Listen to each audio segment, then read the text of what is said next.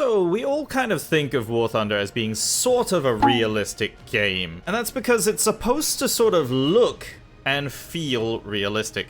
But that isn't always true. Or is it? Today I'm going to be putting those realism aspects to the test by using actual tank tactics in a match. So, obviously there are going to be limitations on what tactics I can show, but the basics of tank combat are pretty much universal, and they are pretty well displayed by this tank right here, the Leopard 2.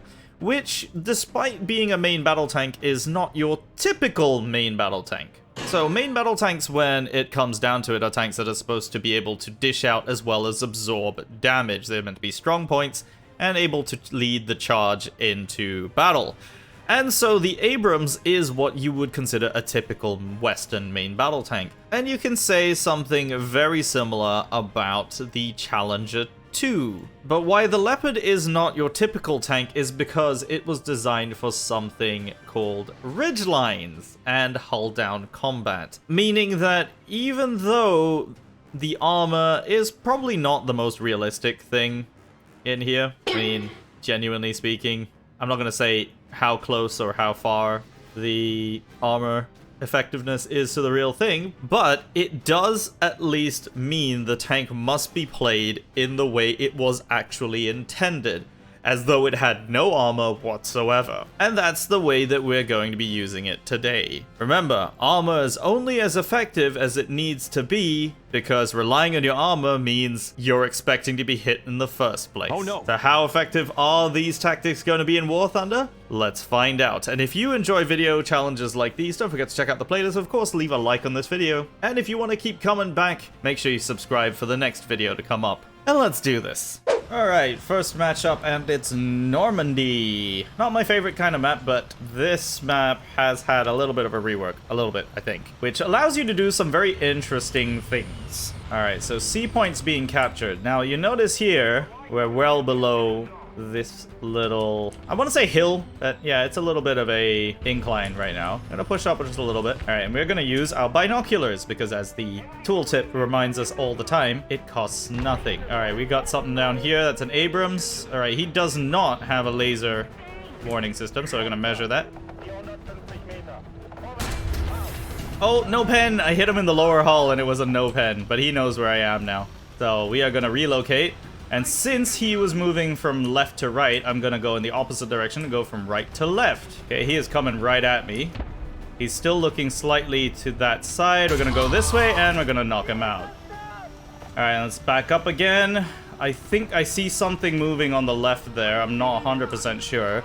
But we know that there was something on the C point. Gotta really appreciate the reverse speed on the Leopard. Now you might be thinking, why would you reverse to your new location? And there's a very good reason. Although I don't think it matters in War Thunder. But you have to reverse to get down off the slope. So it makes sense to continue reversing. Changing gears wastes time. At least it would in manual transmission vehicles. It doesn't really do that in automatic. But it's worth thinking about, because it does actually make a difference in War Thunder if you have like a muddy slope. Like when you have something that's, you know, a little bit harder to traverse and it slows your tank down. Having to rotate in place like that to turn around takes a little bit more time. But, you know, your mileage may vary. It doesn't really matter so long as you are continuing to change direction and position. And this is where I will point out that this is how you do hull down correctly. A lot of people that, while they know what hull down tactics are actually doing it wrong. And yes, even the most experienced players can sometimes get these things wrong. And while it may work for War Thunder, it definitely would be considered incorrect in actual context.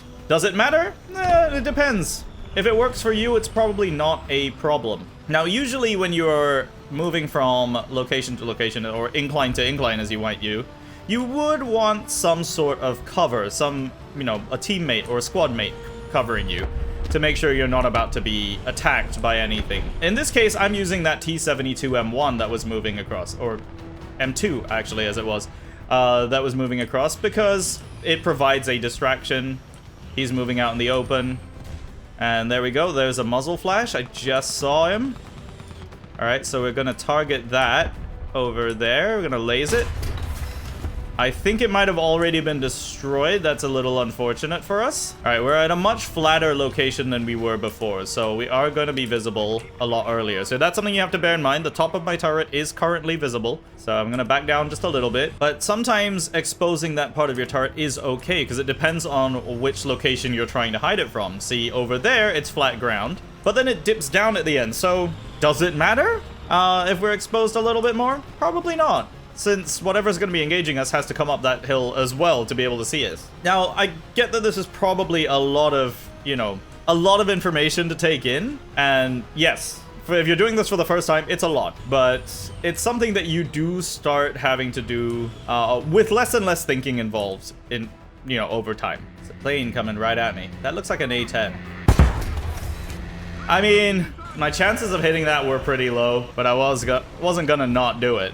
Since he knows where I am, he's looking right at me. With a turn like that, he's 100% looking right at me.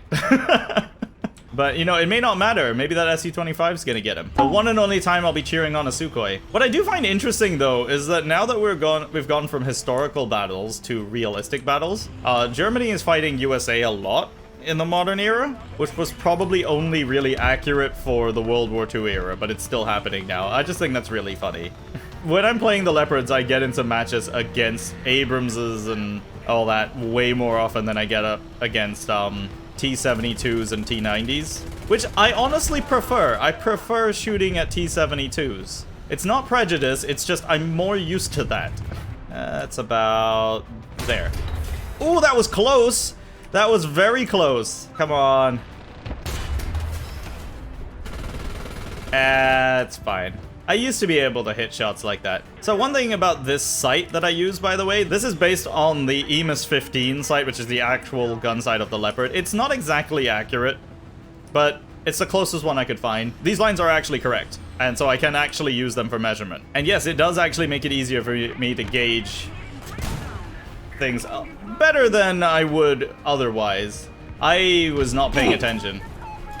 So we've just been taken out by that IPM on. I heard him moving around just at the last second before he shot at me. But you know what? At the end of the day, this match is pretty much over, and it's probably not worth popping a backup. So as an opening match, not too bad. Let's get on to the next one. All right, next match on Campania. I've got a helicopter spawning already. That's interesting. So I'm going all the way to the edge of the map over here for a very particular reason. Now you may notice a trend in some of these tactics that I'm using. And although this time I am carrying 16 rounds, so that's 1 in the chamber, or in the breach, and a further 15 in the ammo rack. And the reason is, well, you tend to not want anything in that lower hull rack next to your driver. You want that empty. Normally. Because if you play the tank exclusively as a hull down tank only, then it really does not matter. Now we've got somebody peeking up over here, so I'm just gonna laser him and we're gonna go for it. And we just slightly missed that. He changed direction at the last second. I am getting a little bit of packet loss. I've been having some issues with my internet recently, so unfortunately it is going to be a problem. And I think we may have some issues later on when it comes to hit registration, but I'm not gonna think about that too much right now. I'll just say that Aussie internet badly needs fixing, and it's probably not gonna happen for a while. Alright, we got a shot fired over here. I think we've got something over here too. That might be a prop, but I think we definitely had something fired over here. I just can't quite see it. There he is. Nope. Nope. Never mind. Okay, let me just get back down. So that Leopard over there, unfortunately, has done something really bad, which is they've charged out ahead and now left me blinded on that side. So as much as I want to help them, it's going to be a little harder to do it. There we go.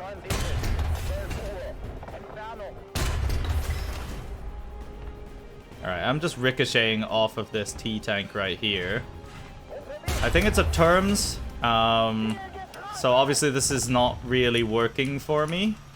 I'm kind of peeking the same spot over and over again though, and that's probably not going to work super well for me because, well, he's already shooting back at me, and that's kind of the problem. Yeah, a lot of people tend to stare at smoke when it's been fired, you know, hoping to see something come out of it. So if you use that to cover yourself as you're going from one spot to another, it could actually work in your favor. But in this case, it's not really working for me because I'm kind of struggling to really get a beat on people. I can see you right there. Term was over there. Yeah, that's a missile coming for me. He missed, though, so that is interesting. I'm still mobile, though, so I'm just gonna fire off smoke and then we're gonna go into a better spot. The unfortunate thing is that this location just hasn't really worked out for me, and that is an example of me doing hull down wrong.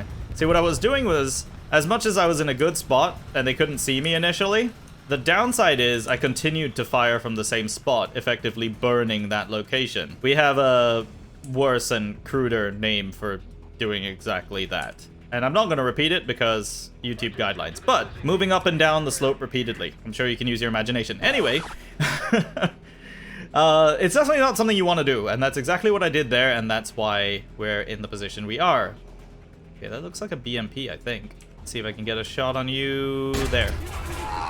Alright, we got that one. Alright, I don't know where that T-72 went to, but I'm using what I'm referring to as my fallback position. Oh, look at that. Our poor friend in the 2A4 over there. Oh, hello. What are you doing? Oh!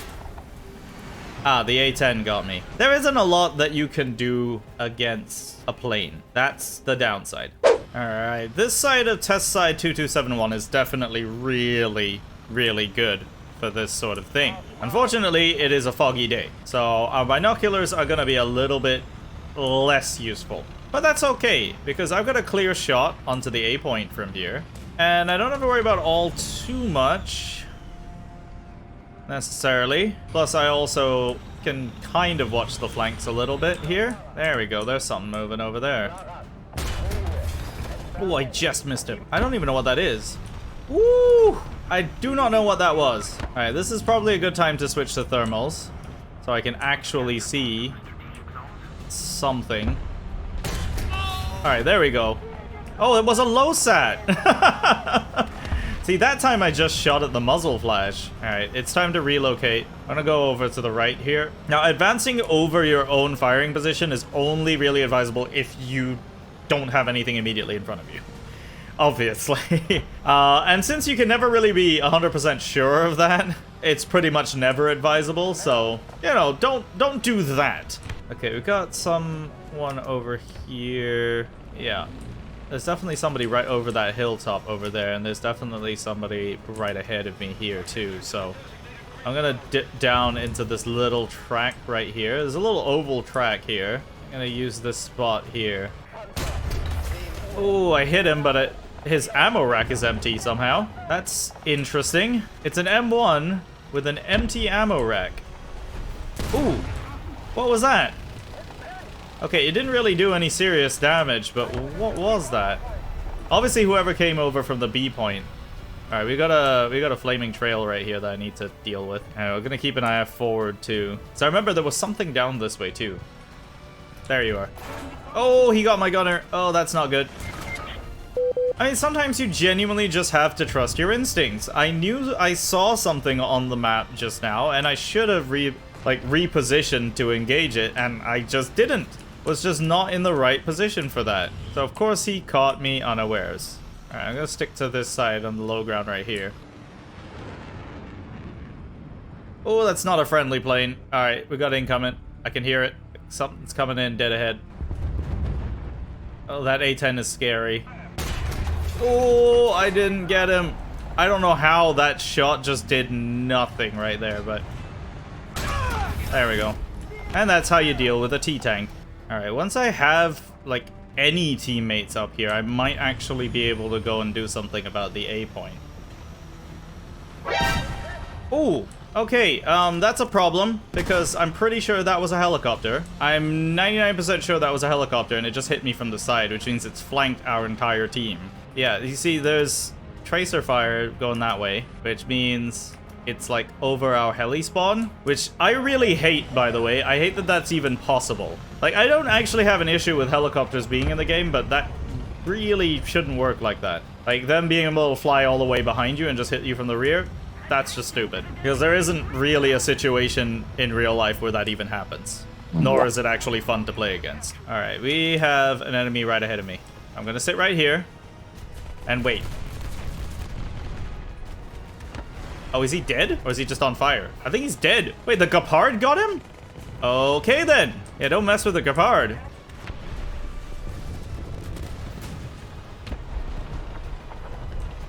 Well, what's he shooting at now? Did something flank us on this side?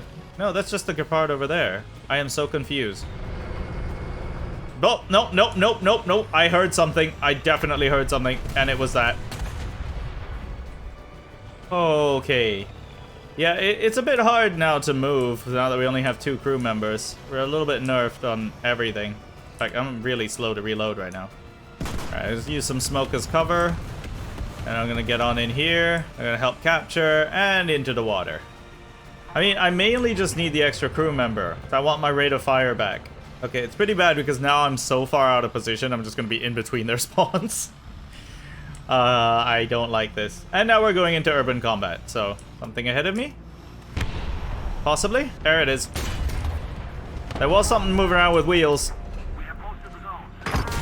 Oh, I thought I knocked out his turret ring, but I saw that wrong. Yeah, I think I took out his engine instead. Alright, so this time we're on the other side. So you get to see how you would play this. And as I started this match, I had 400 millisecond ping with about 20% packet loss. It seems to have calmed down now, which is really, really good. Nice. We may have somebody rushing us with an autocannon, which is definitely not ideal. I do want to go and find out what that is. And let's get him. Nope. I want to help this guy, but now he's decided to fire smoke, which is the stupidest thing you can possibly do. So now I've got to drag him out of there while not being able to see the enemy coming, because of course they're coming. How are you already damaged again? What just happened here? Well, he's about to get artilleried, and I'm not going to sit there and wait for him. I'm going to figure out what was hitting him, such as this right here. There we go. And then I'm going to move this way. We're going to get up and around over here. So I think, there it is. Yep, I see it. I see it. And now I don't see it. Shoot. Okay, back down. Back down. Back down. Did it see me? I don't think it did. Hello there. It's a 2S38, meaning hitting its turret is gonna do absolutely nothing, and it already knows where I am. So neither of these are good things. In order to engage it, I effectively need to be higher than it, which doesn't make any sense. Okay, what is hitting me now? Actually, I can rotate myself. There we go. And I can drop artillery on that, whatever that is. I don't know why it takes this long to repair a track, considering how easily it gets damaged, but you know, we're dealing with it. See, the thing is, when something like that exists in the game, and I'm talking about this right here, all semblance of realism and tactics just kind of goes out the window. Alright, let's try to outsmart him here. Is he gonna go straight through the smoke? He is! Where are you? Where are you? There he is. Okay, there's one. Where's the other one? Is he going the long way around? I'm kind of using the Vickers as bait a little bit because he might get greedy and go for it. Possibly. Not sure. I just need to locate him first. Thing is, I don't hear anything moving right now. Unless that was him. Okay, never mind. Alright, so we got an enemy helicopter up. Let's see if I can deal with this. There we go. I got him. Is he still flying? He's still flying. Okay. Okay, never mind. Apparently, it takes more than a 120mm Sabo to kill a helicopter. Alright, I knocked out his breach. That should shut him up for a little while, but it's not a kill. Well, I guess it doesn't matter. So, actual tank tactics in War Thunder. Do they work? Do they not? Let's find out. When it comes to hull down tactics, yeah. We know they work, and they work very well so long as done correctly, but very often what I do see are people doing it wrong. So you peek out to fire, and you go back down, and then you reload, and then you go back out, and you shoot again, only this time you get hit. That's how you do it wrong. And of course, when you use smoke, if you sit there, you're doing absolutely nothing, because unless your enemy's dead, they're just gonna fire machine guns at you until they hit you. Kind of pointless. So if you're immobilized, don't fire smoke. Hit 0 so that your teammates can pull you out of there. Start repairing. so you don't have to wait as long when you finally get out of there, and pray. If your gun's still functional, you keep fighting. But if you fire off smoke, anybody that could cover you now can't, because they cannot see what's in front of you and what's attacking you. And on top of that, do you see how big the smoke cloud is? And how bright that flash is? Anybody who didn't see you get hit can see that. So they immediately know something's there. So instead of having one tank shooting at you, you might have 3 or 4. But if that's too much to take in, the main thing that I can leave you guys with really is just location, location, location. Just like every real estate ad from like the 90s or something, find yourself a good spot, and when you get there, make sure you have an exit route. So for example, if I'm using this gradient right here, and I am coming up, I'm going to be in my binoculars so I can see something.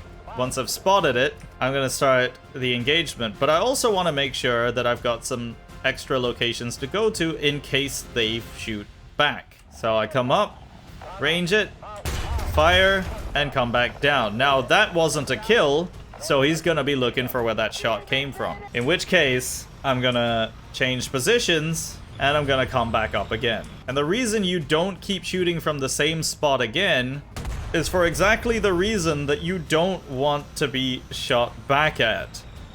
Just the simple action of changing locations can keep you alive. And if you've noticed throughout this entire video, every time I have changed positions like that, I've either gotten a kill, or at least I've saved myself from getting killed, even if I take damage. But that is gonna do it for me for this video, and it's a quick rundown on what you can expect with proper held down tactics and proper use of smoke. And if you have an idea of a tactic you've seen either in a video or a movie, or maybe somewhere online that you want me to test out, let me know down in the comments below. And of course, if you've enjoyed this video and you enjoy videos like these, don't forget to leave a like and of course subscribe if you're brand new to the channel. My name is Panzer, thank you very much for watching, and I will see you next time.